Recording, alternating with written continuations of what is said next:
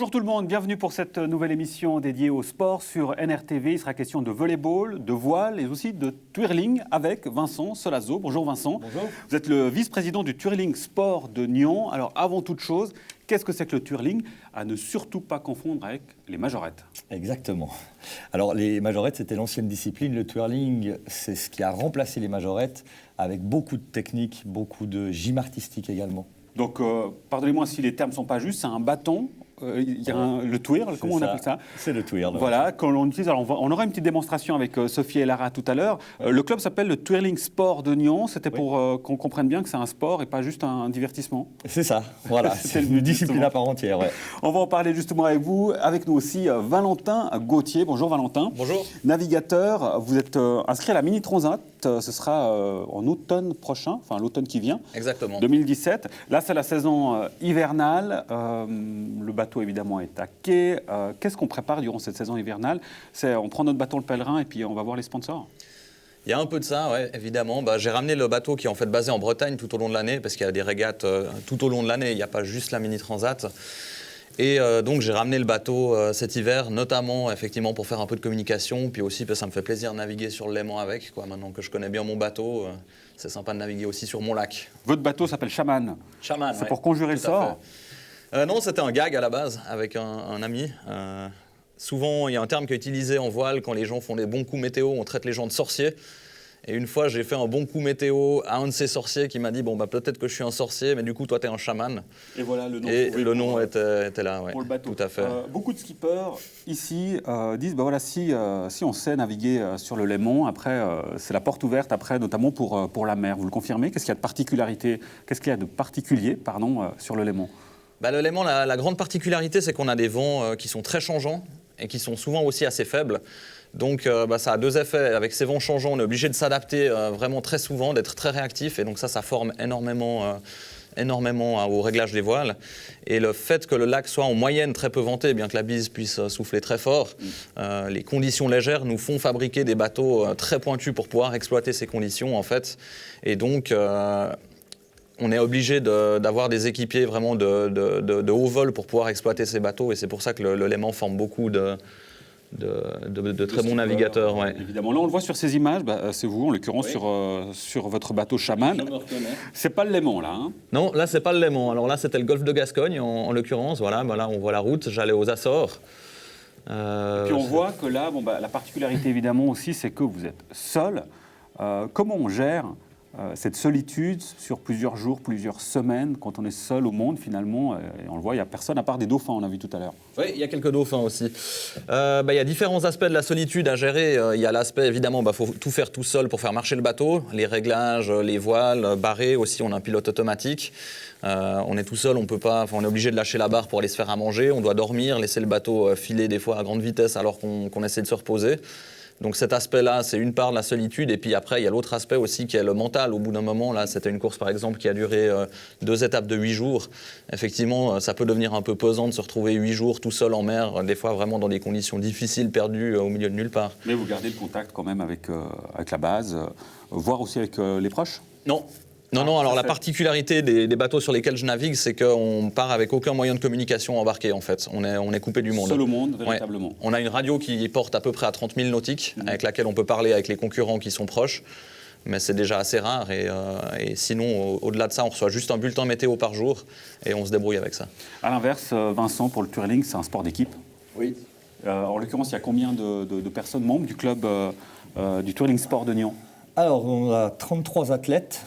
Et puis, on a toute une série de monitrices. On a 7 monitrices, on a des chorégraphes externes, nationaux, internationaux. On a un comité. Et puis, on a évidemment tous les parents, les bénévoles qui viennent nous prêter main forte.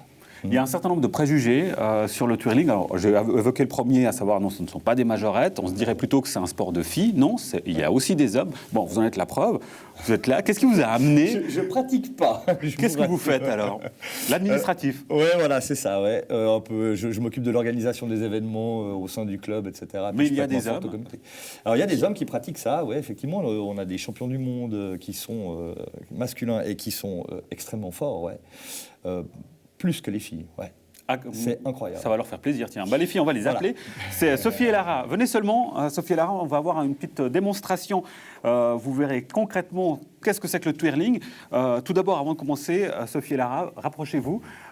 Sophie, depuis combien de temps vous faites du twirling? J'ai commencé à l'âge de 6 ans, donc ça fait 10 ans maintenant que j'en fais. Et pour toi, Lara? Moi, j'ai commencé à 5 ans, donc ça va faire ma 8e année. Puis Lara, qu'est-ce que tu réponds si on te dit mais le twirling, c'est pas un sport, et puis c'est un truc de nana? Pour moi, c'est un sport, et puis il y a aussi des garçons qui font, donc c'est pas que pour... Il paraît qu'ils sont meilleurs, les garçons. Ça dépend, ouais. Tu dis pas non totalement. Bon, vous nous faites une petite démonstration de twirling. Allez-y, on vous regarde. Donc Lara et Sophie, c'est quand vous voulez. Ça, c'est des mouvements bien simples. Alors on nous dit que c'est des mouvements simples, ça commence facilement. Petit mouvement un peu plus compliqué. Ah oui, là on lâche le twirl. On peut faire aussi de l'autre main. Voilà. Ah. Et puis là, en l'occurrence, vous êtes statique, mais j'imagine que vous le faites aussi en marchant. Oui, normalement, on utilise toute la salle. Enfin, c'est vraiment un sport pratiqué en salle. D'accord. Est-ce que Vincent a déjà fait du twirl devant vous? Non. Ah, Vincent, on alors là, aimerait bien le voir. eh bien, Lara, je te propose de donner ton twirl à Vincent. Il va nous faire une petite démonstration. Je joue le jeu aussi, Vincent. Voilà. Je vais le prendre aussi, comme ça. On va essayer. Alors, Sophie, dis-nous un petit peu quels sont les gestes. Lara, Donc, tu me on montres. va vous montrer le bâton horizontal. Donc, c'est comme une position qu'on mélange, mais c'est à l'horizontale. Donc, On va y arriver. il y a un petit embout et un grand embout. Mhm. Et le grand, il passe toujours au-dessus et le petit toujours en dessous. D'accord. Alors, on va essayer. Tout est dans le poignet, en fait. Oui. C'est ça. Donc, le Ouais, grand, on il a un passe- problème de souplesse Le là. petit, il passe en dessous, comme ça. OK. Non, il passe en dessous. Décidément. Eh ben voilà. Ah, Après, il manque la tenue peut-être. voilà. C'est juste là? Oui, c'est juste. Ah. Bon, il faut juste choper le mouvement, mais une fois qu'on y est... Et une C'est première, intéressant. Vincent. Bravo. Merci. Un petit lancer peut-être. Ah là, ça c'est... Chiche, après vous. Allez-y, Vincent. Alors, le lancer, Sophie, comment il faut le lancer? En fait, il faut vraiment le faire tourner sur le pouce. Donc, il tourne et là, il part en fait. Alors, montrez-nous. Possible. Voilà, ok. Vincent, après vous. Commencez seulement. Oui. Hop. On n'a rien Voilà. vu. Merci beaucoup, Sophie et Lara. Merci beaucoup. Valentin, Merci, vous avez de la les filles. chance. Hein, j'ai vu que vous êtes épargné. c'est pas passé loin. Tiens, du twirling sur le bateau. Un peu risqué quand même. Un petit peu risqué, le bâton finirait, le twirl en fait, c'est ça? Oui. Si j'ai bien compris, C'est le juste twirl un finirait à l'eau, en tout cas avec moi assez souvent je pense. Voilà qui est dit. Bon, on va revenir avec vous. Avant ça, je vous propose de faire une petite pause pour parler d'un autre sport, le volleyball. C'est le VBC La Côte qui jouait samedi face à Brick. C'était un match crucial en vue de son maintien en Première Ligue. Mais la rencontre ne s'est pas déroulée comme espéré. Joël Brunner nous propose le compte rendu de ce match.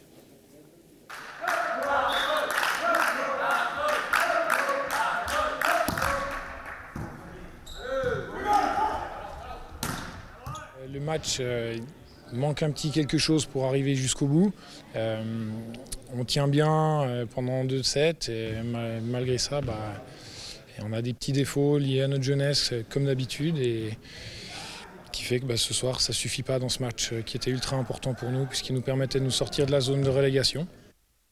Et après le 2e set, j'étais confiant parce que l'équipe est vraiment bien revenue, très fort, très stable. Et 3e set, départage un petit peu poussif, beaucoup de fautes. Et dans le 4e, de nouveau, l'attitude est là, mais le match, j'ai envie de dire, était presque déjà trop faible. Il nous manquait un petit peu de précision à la réception, et après, c'est une envie. Une envie de mettre le point, une envie de rentrer dans le ballon et de faire mal à l'adversaire. C'est pas un sport de contact, mais mentalement, on doit rentrer et avoir envie de leur faire mal. J'essaie de tirer, de faire mes points, de faire mon match et en même temps de tirer l'équipe. Ce soir, j'ai demandé de l'aide à un nouveau coach pour que je puisse vraiment m'occuper de mon match en tant que joueur et derrière de pouvoir rentrer jusqu'au bout. Expliquez-nous un peu votre rôle de joueur-entraîneur. Alors je donne les entraînements, je coach en temps normal et en plus je suis le capitaine de l'équipe et un joueur. Donc je multiplie les casquettes, ce qui n'est pas toujours évident. Certaines fois, je m'y perds un peu, j'arrive pas à me concentrer sur le match parce que je me concentre sur mes joueurs. Et pour les matchs cruciaux comme ça, je prends l'aide de quelqu'un en plus, d'un joueur de 2e ligue qui vient pour nous coacher, qui a aussi de l'expérience, puisque j'encadre une équipe. Si je m'enlève de l'équation, je crois qu'on doit avoir 20 ans, 21 ans de moyenne d'âge. Donc l'expérience, c'est pas encore trop ça. Eux, ils chantaient beaucoup. Contrairement à vous, est-ce que c'est quelque chose qui vous manque, ça? Est-ce que toutes les équipes sont comme ça, en fait? C'est une particularité suisse-allemande. Nous, j'essaye de faire du bruit, on essaye de tirer l'équipe, mais voilà, c'est des différences de mentalité. Il nous faut des points. Il nous faut, vraiment, il nous faut des points. Donc, ça fait 2 matchs que les joueurs de la 2e ligue viennent nous aider. Malheureusement, ils peuvent faire qu'un seul match avec nous, sinon ils sont bloqués dans notre championnat. Et c'est pas le but. Voilà, ils viennent vraiment pour nous aider. Et là, ça a encore marché ce soir. On a réussi à élever le niveau de jeu, mais juste pas assez. Et pour le moment, comme j'ai dit, on est déjà mieux qu'il y a une semaine où on était relégué direct.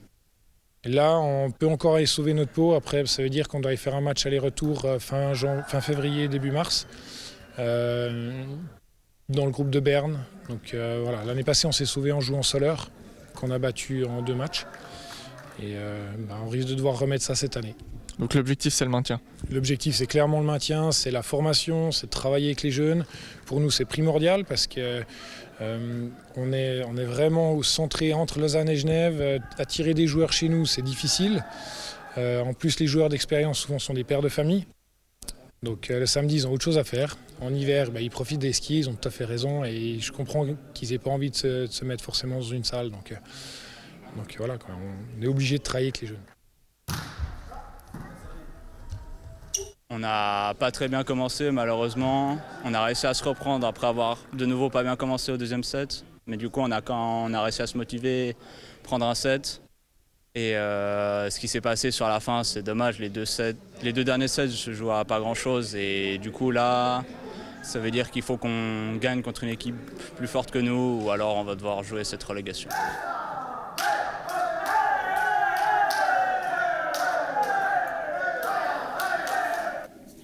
Voilà pour ce résumé de match signé Joël Brunner. De retour avec nos invités, Vincent Solazzo du Twirling Sport de Nyon et Valentin Gauthier, navigateur, résident de Comugny. Il y avait une discussion entre vous, Vincent, vous disiez à Valentin, c'est dur, vous posez des questions sur l'aspect solitaire. Ouais. Ce à quoi Valentin répondait, il faut être un peu maso pour faire de la voile. De la voile, peut-être pas, mais de la course au large en solitaire, oui. Un petit peu, oui, effectivement. Il y a le paradoxe du marin, à savoir que quand vous êtes en mer, vous n'attendez qu'une chose, c'est d'arriver. Et puis une fois que vous êtes sur Terre, vous n'attendez qu'une chose, c'est de repartir. Oui, tout à fait. C'est un rapport un peu schizophrénique à mon sport.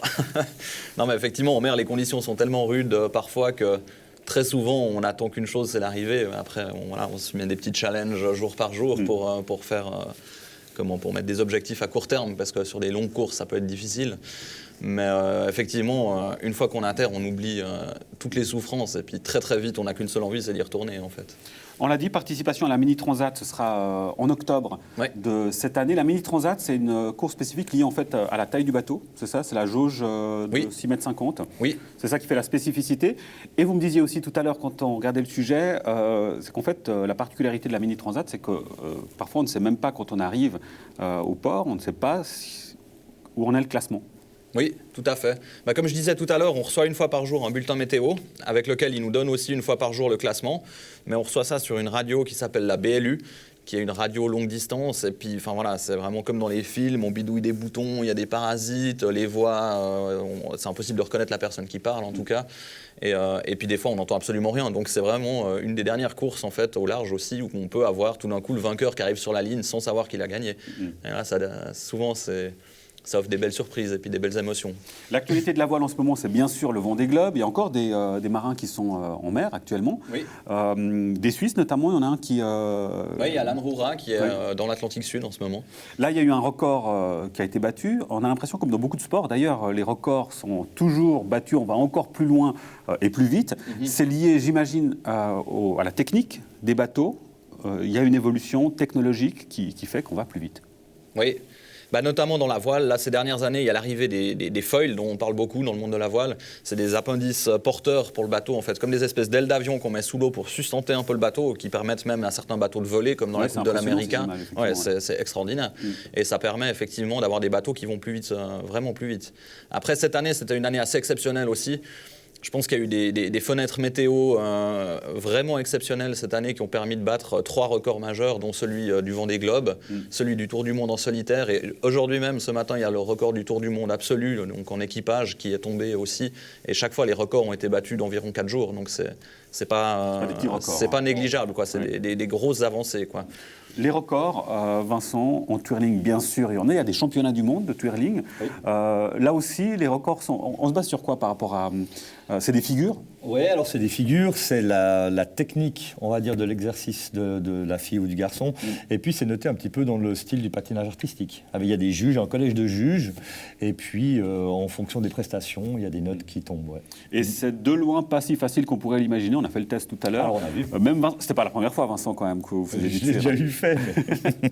pas devant des caméras. Non, voilà, clairement pas. Effectivement, ça change. Ouais, c'est clair. Et puis alors, Valentin, on signalera que vous avez reçu une médaille, la 3e place du championnat de France de course au large. Oui. La préparation en tant que skipper, elle se fait comment? Alors, il y a une préparation mentale, on l'imagine, elle doit être très importante. Et la préparation physique, comment vous vous préparez justement à ces compétitions? En faisant du sport. De la course à pied, par exemple? De la course à pied pour entretenir le cardio, parce qu'effectivement, quand on est en mer, on ne bouge pas beaucoup. Donc, il faut arriver à pouvoir avoir le cardio encore en forme. Beaucoup d'exercices de gainage, énormément. Sur les bateaux, on est constamment en mouvement. Le bateau lui-même est constamment en mouvement. Donc, on travaille énormément sur les muscles profonds. Et de la musculation aussi. C'est très complet. Ouais. En tennis, l'idole absolue, ça reste Roger Federer. En voile, quel est l'exemple à suivre parmi les skippers? Je sais pas, il y en a beaucoup. Ça change aussi d'année en année. Cette année, je suis très admiratif de la performance de Thomas Coville, qui a remporté qui a battu le record du Tour du Monde en solitaire, justement. Voilà. Comme en tennis aussi, je suis très, très admiratif finalement aussi de Wawrinka. Pour moi, c'est 2 sportifs qui vraiment... Qui se sont arrachés pour aller chercher leur notoriété, en fait. Federer aussi, évidemment, mais il y a des notions de talent innées chez certains, et puis il y a aussi des gars qui bossent énormément. Thomas Coville, notamment, c'était sa 5e tentative sur le record du Tour du Monde. Donc, vraiment, on ne peut pas dire qu'il a volé son record, quoi. Effectivement. Une question sur la relève. Les jeunes qui nous regardent, les parents, peut-être, qui disent « Tiens, j'aimerais faire de la voile », ça se passe comment? Alors, il y a un peu deux grandes écoles de formation, c'est-à-dire il y a le dériveur qui se passe surtout dans les clubs nautiques, le club nautique de Nyon par exemple, où on oriente plutôt les jeunes vers la voile olympique, qui est vraiment quelque chose de très très très pointu. Et après, si on veut faire plutôt du large et puis de la régate en équipage, il y a une structure à Genève qui s'appelle le Centre d'entraînement à la régate, pour laquelle j'ai travaillé, avec laquelle j'ai régaté. C'est là où j'ai appris énormément en fait en voile. Et ça, c'est vraiment une structure vers laquelle j'encourage tous les jeunes à se tourner, parce que c'est vraiment très accessible. La cotisation annuelle est ridicule et on peut aller faire des régates aussi prestigieuses que le Tour de France à la voile, par exemple. C'est vraiment une belle réussite. Le twirling, alors il y avait les portes ouvertes, c'était le week-end dernier. Ouais. Comment ça se passe? On vient, est-ce qu'il y a des séances d'essai, on va dire, pour voir si ça nous plaît ou pas? Alors les séances d'essai, c'est plutôt lors des entraînements. C'est parce qu'il y a des monitrices qui vraiment peuvent driver, entre guillemets, les filles ou les garçons qui voudraient essayer. Là, la démonstration que nous avons faite dimanche, c'est, on va dire, la démonstration de pré-saison. Donc, toutes les filles ont monté leur chorégraphie. Il y a une démonstration pour les parents, pour les monitrices, et puis pour tous ceux qui veulent venir, effectivement. Ouais. Et ce samedi, on signalera le loto annuel. Oui, exactement. Qu'est-ce qui a gagné? Ouf, il y a des week-ends wellness. Ah voilà. Voilà, donc venez nombreux. Après l'effort, le réconfort. Ouais, exactement. Ouais. Voilà, messieurs, on arrive au terme de l'émission. Merci beaucoup. Je vais inviter Sophie Allara à nous rejoindre pour terminer cette émission. Et on se retrouve bien entendu la semaine prochaine. Et puis, les filles, je vous propose en fait de terminer avec de nouveau une petite démonstration de twirling. On va terminer là-dessus. Merci beaucoup pour votre participation et votre démonstration. Allez-y, on vous regarde. L'occasion pour moi de vous remercier encore une fois. Merci. Vous remercier pour votre fidélité. Bonne chance, bonne suite pour vos compétitions respectives. Et quant à nous, on se retrouve la semaine prochaine pour une nouvelle émission dédiée au sport. Portez-vous bien et à la semaine prochaine. Ciao.